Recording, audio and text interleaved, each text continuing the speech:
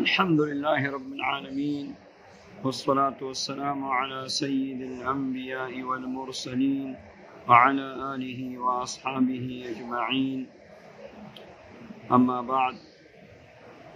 جمعہ کے دن ایک خصوصی وقت اللہ جل شانہ نے اس امت کو دیا ہے جس میں اللہ رب العزت سے جو بھی مانگا جائے، جو دعا قبول، جو دعا کی جائے، اللہ رب العزت اس دعا کو ضرور قبول فرماتے ہیں.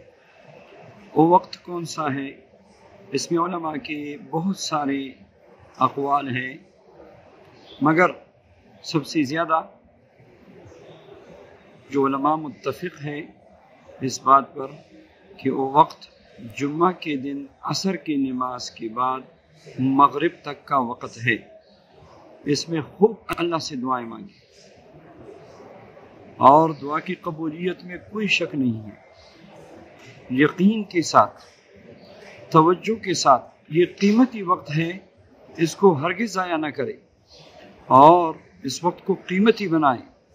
اور ہر جمعے کو یہ وقت آتا ہے، ہر جمعے کو عصر کے بعد مغرب تک اللہ کو یاد کرنے میں گزارے، اللہ جل شانہ کے پیارے حبیب صلی اللہ علیہ وسلم پہ درود پڑھنے میں گزارے اور اللہ جل شانہ کے حضور دعاؤں کے مانگنے میں گزارے.